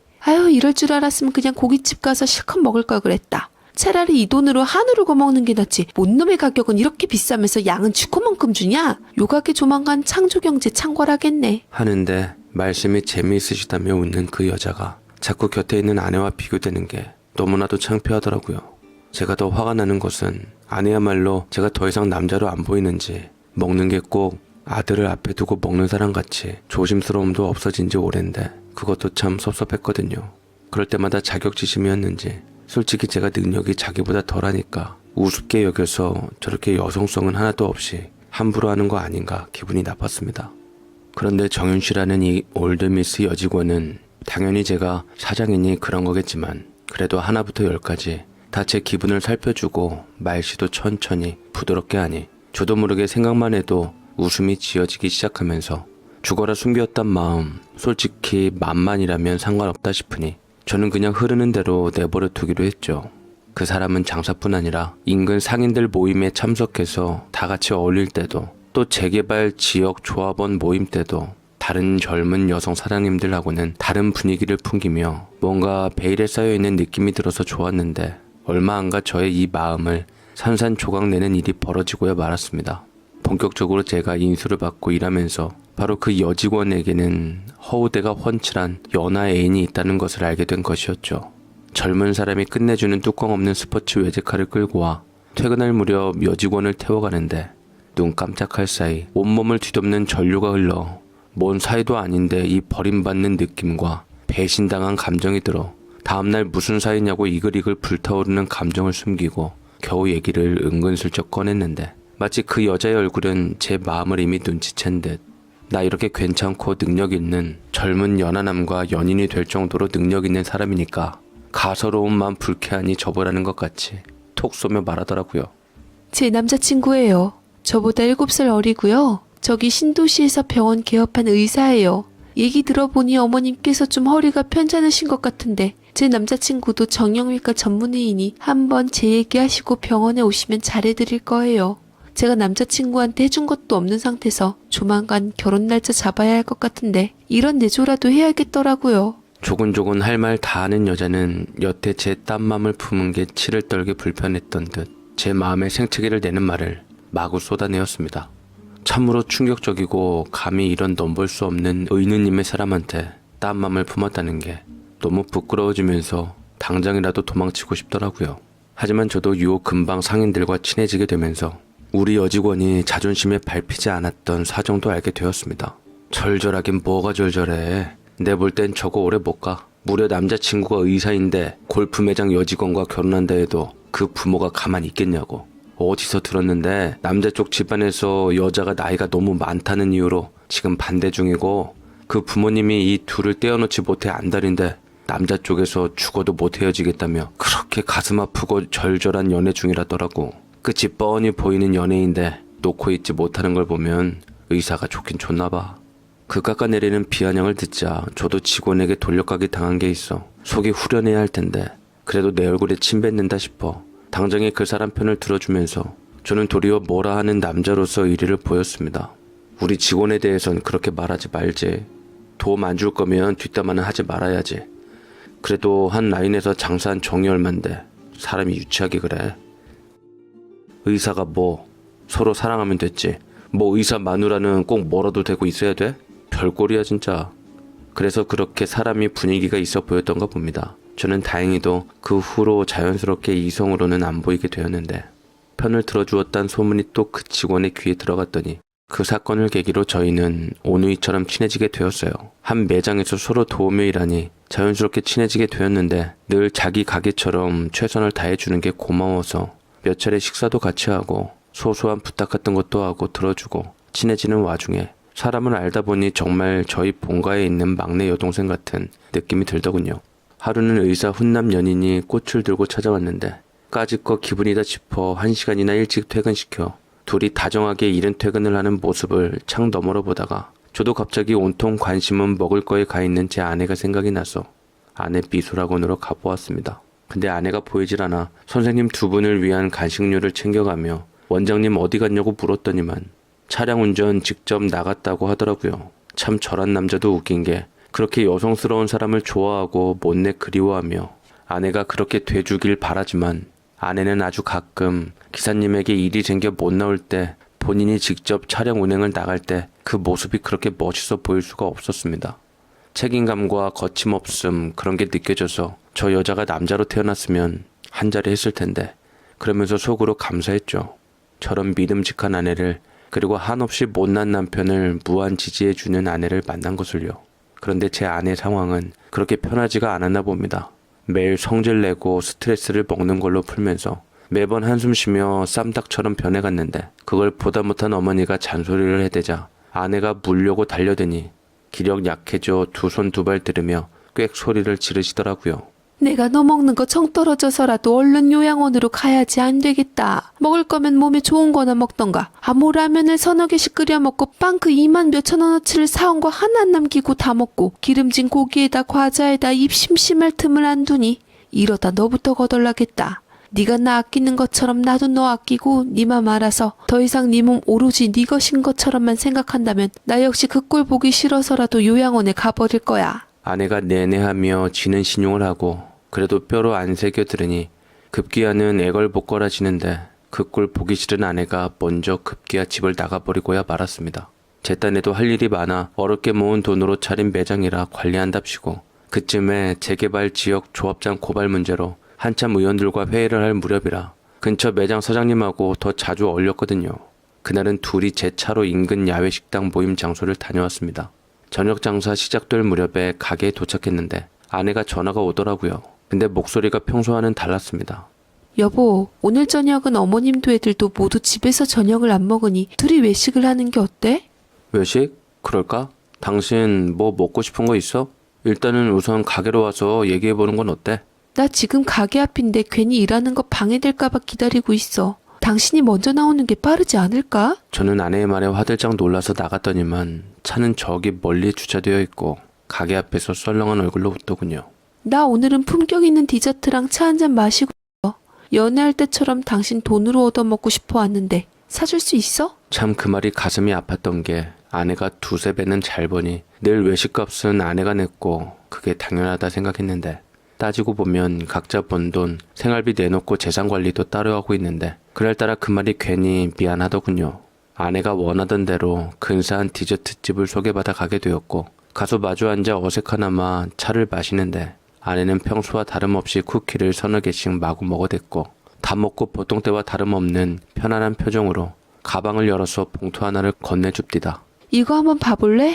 당신은 어떻게 생각하는지 궁금해서. 이게 뭔데? 웬 서류 봉투야? 당신 설마 내가 요새 돈 좀 가져다 주니까 사업 확장하려고 다른 가게 계약이라도 한 거 아니야? 농담 반 진담 반 해가며 입을 열었고 이게 뭔가 별스럽지 않은 표정에 받아 열어보았더니 놀랍게도 사진 속에는 저와 골프 매장 직원이 나란히 차에 오르거나 나란히 식당에서 밥을 먹거나 하는 모든 모습들이 찍혀 있는 게 아닙니까? 이게 아닌데 제가 그 사진을 어처구니 없이 하면서 들여다보자 아내는 당신의 이런 개념 없는 행동이 배우자의 영혼을 상처 입히는 거라는 걸 알고는 있는 거냐며 싸늘하게 묻는 겁니다. 우리 이혼해. 나 돈 못 벌어오고 시어머니 내게 떠넘기고 대리효도 강요하는 남자랑은 살아도 나 말고 다른 사람 마음에 든 사람하고는 못 살아. 끝내자 우리. 세상에 이런 경우가 있을까 싶어 저는 황당했습니다. 아무래도 설마 저를 볼 때마다 표정도 안 좋고 우리 어머니께도 유독 못되게 말했던 게 이런 오해 때문에 그랬나 싶더라고요. 대체 이런 사진들은 무슨 재주로 찍었는지 저는 정말 그런 적 없고 사실 잠깐 심적으로 관심이 있었다고 이혼을 당해야 하는 건가 싶어 필사적으로 저를 보호하는 말을 했지만 씨알도 먹히질 않았습니다. 알고 보니 아내는 빈틈없는 타고난 예지력으로 그동안 저를 쭉 의심의 눈초리로 바라보고 있었고 사설기원에 시켜 제 뒤를 캐내어 찍은 것이었는데 저는 그게 가장 기분이 나빴습니다. 그동안에 누가 저의 뒤를 쭉 밟고 있었고 정작 제가 마음이 있을 때는 아무것도 눈치 못 채고 붙여놓더니만 여동생으로 보니 이런 사진을 들이미는 게 나름 딴엔 억울하더라고요. 아무리 그 직원에게 결혼할 의사 훈남 연인이 있다고 얘기를 해도 콧방귀를 낀 다음 단도직입적으로 말을 하는데 이것저것 소송도 귀찮고 당신 자격도 없으니 그냥 맨몸으로 좀 나가줄래? 당신에게 위자료 바라지도 않고 내가 더 많이 벌기도 하니 그냥 서로 피곤하지 않게 네 엄마 데리고 맨몸으로 좀 나가라고 제발. 라고 악을 치는데 그 상태를 보고서야 아내가 얼마나 그동안 힘들었고 가슴이 메이고 마음이 안 좋았는지 여린 마음을 이해할 수가 있었습니다. 그 와중에도 사람이 착해서 어머니가 눈에 밟혀선지 집 구할 때까지는 자기가 모시고 있겠다며 애들도 손댈 생각 말라고 양육권 가지고 싸우고 싶지 않다고 하는데 왜 일이 이렇게 됐는지 알 수가 없겠더라고요. 그날은 집에 아내랑 나란히 들어갔습니다. 소파에 TV를 보고 계시던 어머니가 저를 째려보시더군요. 혜미한테 얘기 다 들었다. 호강에 겨워서 요강에 볼일을 보는 것도 아니고 여편네 잘 만나서 여편네가 다 먹고 살만하게 만들어 놓으니 젊은 여자한테 눈을 돌리다가 들키냐 이 못난 놈아? 내가 며느리 덕 보고 사는 거 뻔히 알면서 못난 녀석이 끝까지 애미를 곤란에 빠뜨리고 말이야. 보고 맨몸으로 쫓겨나지 않으려면 싹싹 빌어라 무조건. 그래야 되니 녀석은. 어머니는 목에 핏대를 세우며 아내의 편을 들어주며 행여나 아내가 이혼하겠다고 할까봐 그게 두려우신지 저를 심하다 싶을 정도로 몰아세웠습니다. 아이들도 한참 커나가는 때 부모가 이혼하면 안 되니 손주가 일단 제일 걱정이고 눈에 밟혔던 것 같았어요. 아내는 이혼을 하자고 닥달하지는 않았지만 무슨 일이 있어도 할 기세였고 저는 절대로 이혼을 해주지 않으려고 일단 버티기로 했으니까요. 우리 집은 분위기가 싸늘해졌습니다. 딸들도 뭔가 저의 잘못으로 엄마가 달라진 걸 감각으로 느꼈는지 절 대하는 태도가 덩달아 매섭더군요. 외롭고 이혼에 대한 불안한 마음에 저는 얼마 후 상인협회에서 몇 명과 라운딩을 나갔습니다. 조합장을 새로 추대하는 문제로 자주 만났던 몇 사람이 언제 시간 맞춰 골프 한번 치러 나가자고 말만 했던 게 의기투합해서 라운딩을 나가게 된 겁니다. 그런데 한 명이 갑자기 집안 문제로 빠져서 거기 대타로 우리 직원이 끼게 되었어요. 저는 아내가 가뜩이나 의심을 두고 있는 사람이라 아유 이러면 안 되는데 했지만 오기가 생긴 것도 사실입니다. 내가 떳떳한데 무엇을 못해 랄까요. 그날 4명이서 즐겁게 라운딩을 마치고 저는 마침 홀인원까지 해서 최고 신나는 기분으로 점심턱을 내고 집으로 바로 돌아왔는데 어머니가 가방 2개를 거실에 내놓고 앉아 계시는 거였죠. 나는 인간 아닌 놈을 아들로 둔 적이 없다. 더 이상 애미를 못 말리겠구나. 나가라. 여편네가 의심을 품고 있는 와중에 그 여자랑 또 만났냐? 인간이라면 눈치 좀 있어봐라. 그래도 애미가 나까지는 정이 있어서 못 내쫓는다 하니 다행히 정이 있어서 내가 좀 한숨은 났다. 그날 어머니가 하시는 이야기를 쭉 들어보니 어머니께 상인협회에 계신 다른 노인층 어르신이 어머니께 몇 마디 흘리셨나 보더라고요. 제가 올드미스인 사장하고 친하게 지내고 같이 밥도 먹으러 가고 그런다고요. 그날 아내는 집에 들어오지 않았습니다. 다음 날이 일요일이었고 교회에서 기도회에 참석해 바로 교회 일요 예배를 본다고 어머니께 연락이 온 걸 보니 평생 날라리 믿음 가지시던 분인 우리 어머니가 교회까지 가서 기도 드리는 걸 보니 얼마나 저희 부부가 같이 살기를 바라시는지 체감되더라고요. 아내 없는 빈자리를 보니 저는 이혼이 확 실감이 되었고 아내가 들어오면 모든 오해를 풀어주고 아내에게 빌어보기로 결심했습니다. 제가 자존심을 내보일 때가 아닌 겁니다. 그리고 어디 가서 아내 같은 여자를 또 만나겠냐는 기분도 저를 누그러뜨려 저를 내보내려 제 짐가방 챙기러 돌아와서도 저를 쳐다도 안 보는 아내에게 무조건 빌었죠. 다 당신이 오해고 이러저러해서 몇 번 만나서 밥을 먹고 차를 마시고 했을 뿐이야. 그 여자는 결혼할 훌륭한 의사 연인도 있는데 나같이 못나고 임자 있는 사람 거들떠나 보겠냐고. 제발 오해니까 마음 좀 풀어. 제발 부탁이야. 제가 세세한 것까지 다 설명을 했지만 아내는 귀뚱으로도 안 듣고 방 청소며 빨래며 장부 정리를 하더군요. 그 몇 시간 아내가 쳐다도 안 보며 자기 할 일 하는 옆을 따라다니며 설명하는 저 자신이 정말 처량했지만 어머니가 이혼 당하는 걸 원하시지 않으시고 무엇보다 두 딸을 못 보고 살아야 하는 게 상상이 안 되어서 저는 아내에게 다 잘못했다고 빌었습니다. 그러다 아내가 모든 행동을 딱 멈추고 저를 노려보더니만 그러더군요. 좋아. 다 알았으니까 무슨 말인지 알았으니까 나가고 봐. 당장은 당신이랑 한 집에서 사는 게 너무 싫으니까 나가보고 나가서 생각해. 더 이상 같은 말을 반복하고 싶진 않아. 아내의 한결같이 싸늘한 말에 저는 마지막 자존심을 내던진 보람도 없게 만들었고 저도 도저히 사과하는 것에 인내심의 한계가 느껴져 차라리 이럴 거면 오히려 이쯤에서 서로 떨어져 있는 것도 나쁘지는 않겠다는 오기갑도 발동을 하는 겁니다. 알았어. 당신이 여태 나와 산 세월이 얼만데 아직까지 나를 모르고 별 시덥잖은 증거를 들이미는데 나는 진짜 억울하다고. 나도 할 만큼 했고 결백하다고 얘기를 했는데도 믿지 못하는 건 당신이니 더 이상은 나도 힘들다 정말. 원하는 대로 나가줄 테니까 당신 맘대로 잘 살아봐 어디. 확 마지막으로 억울한 심정을 획 내지르고 에라 모르겠다 욱하는 마음에 저는 더 이상 비는 것을 그만두고 어제 어머니가 싸두신 가방을 들고 나왔습니다. 가방을 들고 아파트 주차장에 내려오는데 마침 큰딸이 들어오는 길이었더라고요. 큰딸은 유독 저와 사이가 좋았는데 돌아가는 상황을 알게 된 듯 절 바라보는 눈은 싸늘했습니다. 그저 덤덤하게 어디 가시냐고 인사차만 묻기에 잠깐 다녀올 때가 있다고 하고 차에 오르는데 눈물이 조금 나오더군요. 이 초라한 기분이라니요. 다른 집 남자들처럼 외도를 해서 이혼하는 것도 아니고 다만 몇 번 차 마시고 밥 먹은 걸로 이혼을 하자는 와이프의 말에 그러란다고 가방을 들고 나오는 저 자신이 싫었습니다. 자꾸 아내의 능력을 생각하는 저 자신의 자격지심인 것 같은 기분도 싫더군요. 저는 우선은 제가 침착하게 이 상황을 대처하는 게 좋겠다는 생각을 했습니다. 서로 붙어 있어봤자 감정 싸움만 될 것 같고 아내는 제 이야기를 들으려고도 하지 않으니까요. 물론 아내는 또 아내 나름대로 자신의 체격에 대한 자격지심이 발동되었을 수도 있으니까요. 우선은 매장 근처에 새로 지은 지 얼마 안 된 오피스텔을 가보았습니다. 1층 관리사무실에 사람이 있어 물었더니 안 나가고 있는 비노실이 있다는 겁니다. 저는 들어가서 방을 보고 우선 당장 옵션이 다 갖춰져 있으니 살 필요가 없는 점이 마음에 들어 그 자리에서 계약을 하고 입주 청소를 바로 부탁하고 인근 대형마트를 갔습니다.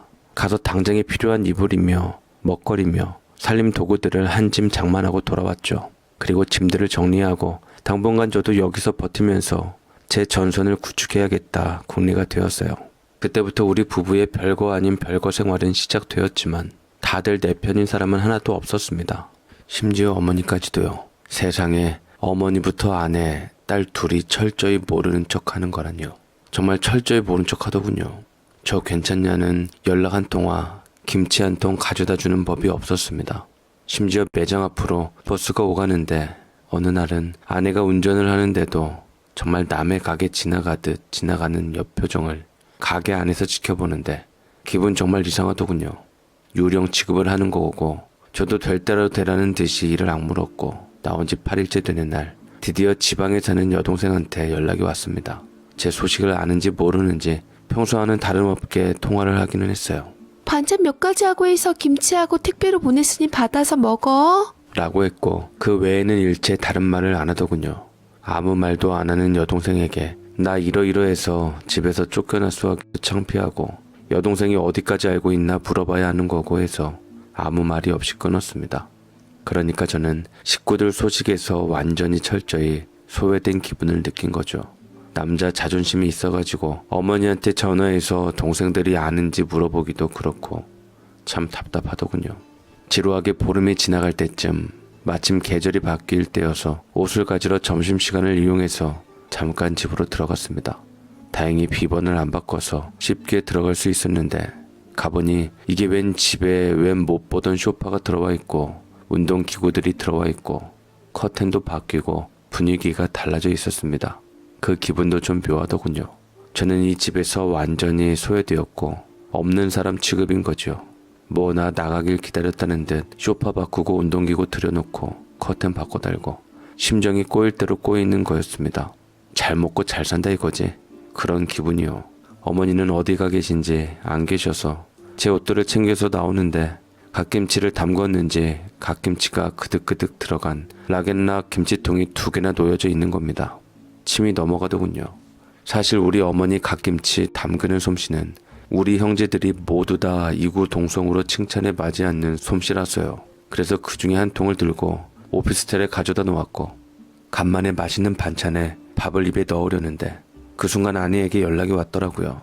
제가 다녀간 것을 알았던지 목소리가 날이 서 있었습니다. 갓김치 당신이 가져간 것 같은데 미안하지만 그거 다시 가져다 놔. 당신 어머니가 만든 거 아니고 그거 우리 친정올케가 담아서 나 먹으라고 가져다 놓은 건데 당신이 왜 손대는데? 전 갓김치 먹고 싶으면 당신 엄마한테 해달라고 해. 그깟 김치 가지고 정말 사람이 이렇게까지 일해야 하나 싶어서 못 가져다 놓으겠으니까 알아서 가져가든지 하라고 했는데 밖에 내다 놓으라고 해서 주소랑 알려줬더니 정말 딱 그것만 가져가고 한치의 아량조차 베풀지 않았더라고요.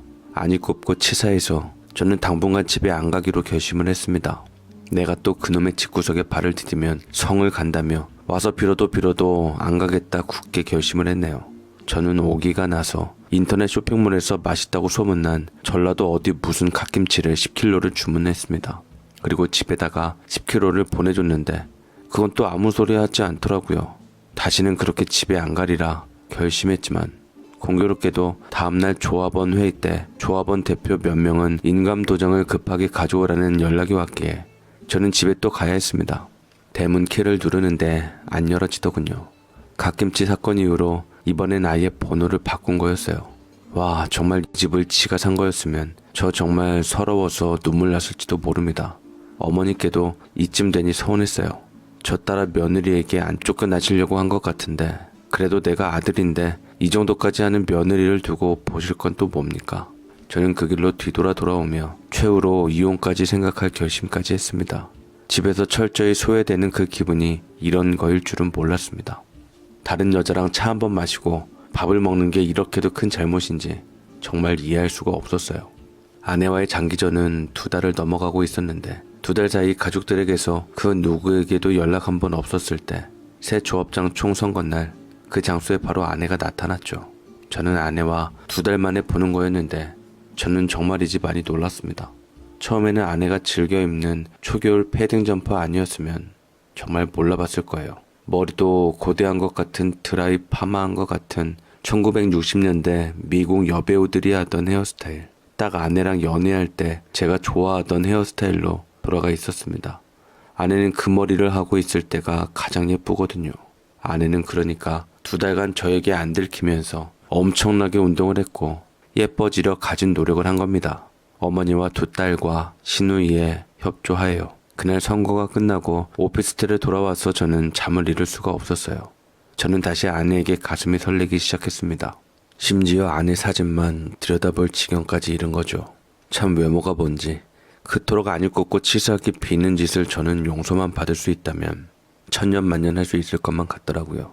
진심으로 폰에 담긴 가족들과 찍은 사진들을 들여다보며 아내를 그리워하게 되었던 저의 이름은 바로 남자였습니다. 며칠을 가슴앓이를 하다가 아내에게 점심 같이 하자고 메시지를 보내봤는데 한참 후에 돌아온 답은 오늘 저녁에 초등 동창 모임에 가야 해서 저녁에 할 일을 낮에 해야 하고 그래서 바쁘기 때문에 같이 밥 먹을 시간이 없다는 겁니다. 동창 모임에 가면 남자들도 있을 텐데 하면서 저는 까닭 없이 열이 확 받았죠. 그리고 몇 년에 한 번씩 아내 초딩 동창 모임에 따라갔을 때 솔로였던 남자친구들이 있었던가를 떠올려 보았고 그날 저녁에 저는 집 아파트 지하 주차장 아내가 늘 차를 세우는 자리 멀리 떨어진 곳에 차를 세우고 아내가 들어오기를 기다렸습니다. 학원차는 11시가 넘어서 들어오더군요. 세상에나 학원 운행 차량을 대리기사 시켜서 들어오는 건 보다 처음 보는 기분이었는데 다행히 무사히 집까지 들어가는 것을 보고서야 전 안심할 수가 있어 돌아갔습니다. 저는 다음날부터 아내에게 점심을 먹자거나 저녁을 먹자고 계속 연락을 해대었어요. 10번 치고 안 넘어가는 나무 없다고. 제가 그래서 결혼까지 했는데 그깟 자존심이 어디 있습니까? 제가 이러지 않으면 아내가 그 예뻐진 얼굴로 그 능력으로 여러 남자들의 주목을 받을 것 같고, 저는 안달이 나기 시작해서 아무것도 눈에 뵈는 게 없을 뿐더러 아내가 계속 이 핑계 저 핑계로 거절을 하니 더욱더 목을 매달게 되더군요. 결국 저녁 약속을 받아낸 건 조르기 시작하고 1주가 지나서입니다. 아내는 그 열을 남짓한 사이에 더 예뻐져 있었고 더 살이 빠져 있었습니다. 옷도 제가 좋아하는 초록 계열 원피스를 사 입고 나왔더군요.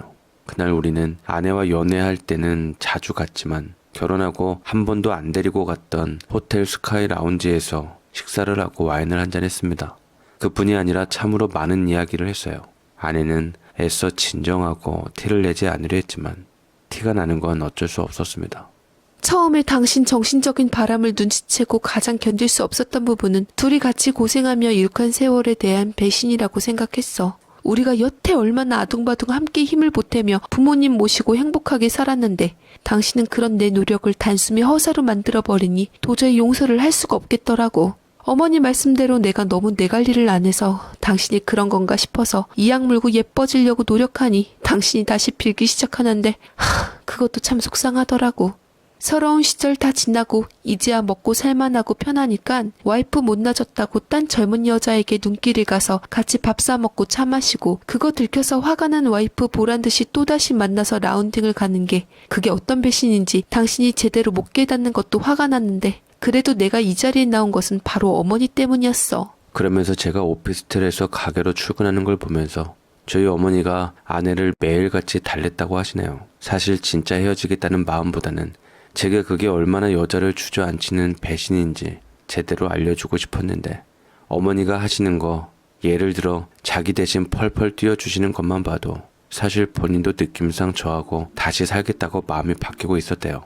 무엇보다도 딸들 훗날의 결혼 문제도 있고 딸들이 아빠를 되게 좋아하는 것도 결코 간과할 수가 없었다네요.